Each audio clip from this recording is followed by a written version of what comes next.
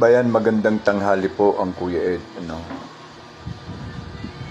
Ah, Hindi po nakalampas sa akin yung site na kung sino-sino ang mga naandoon sa sinasabi nilang particular hearing or blue ribbon hearing na pinangunahan ni Defensor at saka ni Baligod and the other.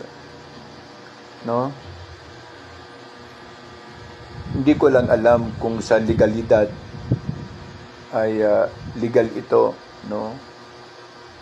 Hindi ko din alam kung pwedeng ang lahat ng tao ay magtanong kung pwede lang.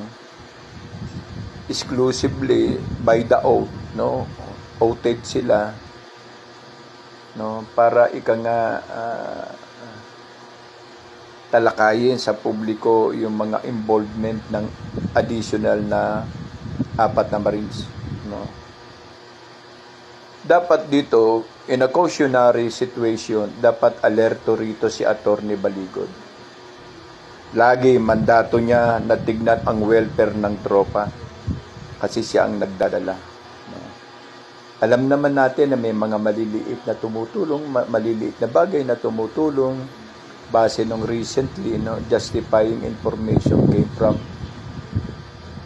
Naggulat lang ako, bakit na nagtatanong na, itong si MJ o si JM ba to?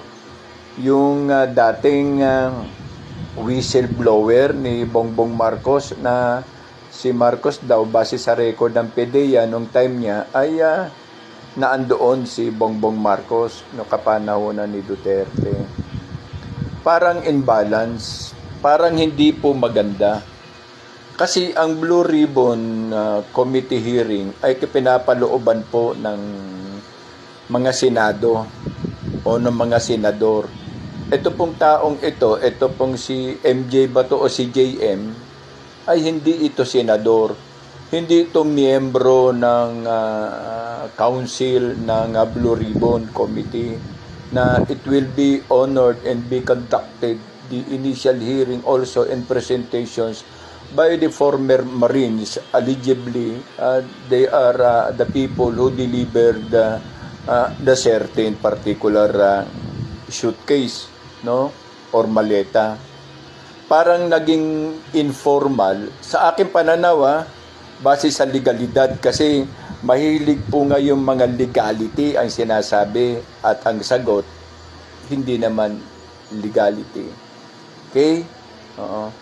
Maku-question apart beyond the comprehensive informations na eto bang MJ na to, yung kalbo na dating agent ng PDEA, ay binigyan ng kapangyarihan na mangutana o magtanong doon sa mga allegedly ay additional 4 member of the Marines, retired, inactive, or this honorable discharge, etc., etc., blah, blah, blah. The questions now is yung legalidad na sitwasyon na ginagamit, pati ang venue. Yun lang po ang napansin ko. Tama ba? Makatuwiran ba? Reliable ba? Legal ba? Base, putang ina, nagpapatanga-tanga tayo eh. Legal ba? Oo, nandun na makumpirma natin, may nag-deliver kay Marcos kasi siya ang nagtanong kung sino-sino ang mga nag-deliver kay Marcos. O yung tao na yan, dating formerly agent, pagpalagyan natin, hindi ako against, in correction, hindi po ako against sa pagtatanong niya. Hindi po ako against sa ginagawa nila. Ang against lang ako sa aking pagtatanong ay legal ba? Legalidad ba? Nakabase ba? Naka-align ba sa legal na konsepto? Kasi madalas dyan po magkukuha ng teknikalidad. Kung wala man lang din yung mga taong binanggit natin, si Marcoleta, si Dalawang Cayetano, si SP Cayetano, Blue Ribbon Chairman, then the other, Marcos, and then the other, mukha ho atang, anong tawag nyo doon? O, kasi mag-iingat din tayo sa mga prescription. Ako, kung ako, sa setup ko, no, sa naiisip ko po ba yan, na kung sasang-ayon lang, no, ang may-ari at legal na may-ari ng Arena Sport Complex, no, sa San Jose del Monte, Bulacan, na pinagdausan noon ng kampanya, mano pa'y maganda. Maganda po, pero kailangan po ang council o ang authority representative ng mismong Senate, ng Blue Ribbon at ng Senate ay nandoon, presented, at yung mga palagay na natin yung mga staff, secretary on board na nandoon para ideklara na mandatory at legal. Ako sa nakita ko kahapon, naglabas lang kayo ng hinahing. Sinabi nyo lang yung mga involved. Pwede pa rin kayong kasuhan. Pwede pa rin kayong sabihin na illegal lang inyong assembly. Dahil kung legal yan, kumpleto ang present ng Blue Ribbon Committee. Baligtad na eh.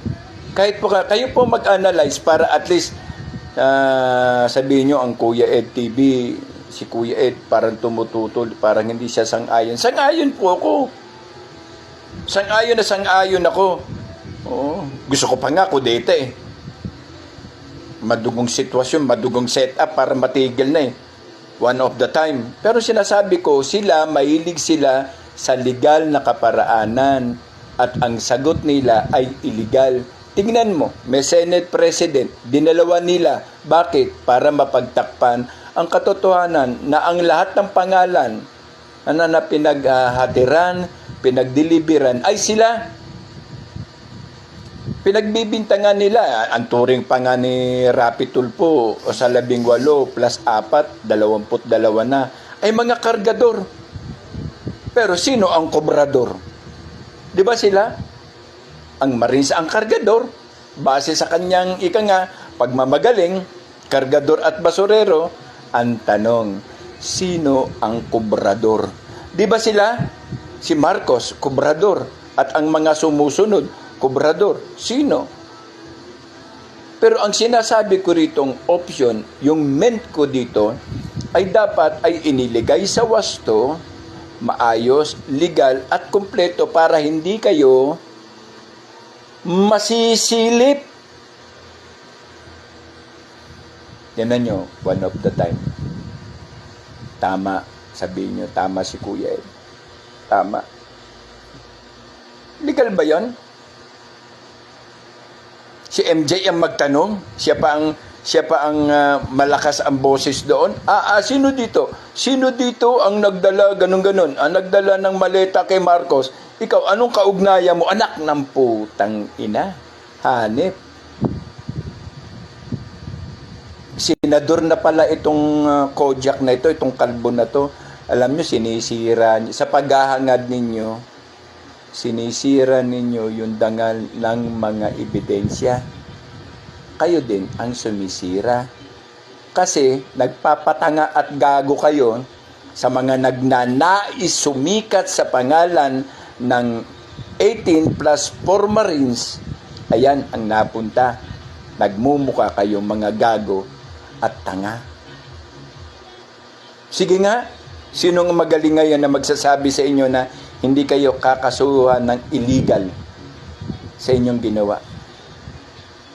Kasi nga, walang gagabay. Wala doon yung mga prime na tao. Na siya dapat magkokonsolida, siya dapat ang gagawa ng committee hearing report para masabi na ito ay legal at base sa konstitusyon. Ang tanong, nabase ba sa konstitusyon? O kinonstitusyon lang para mabase? Yan ang mahirap.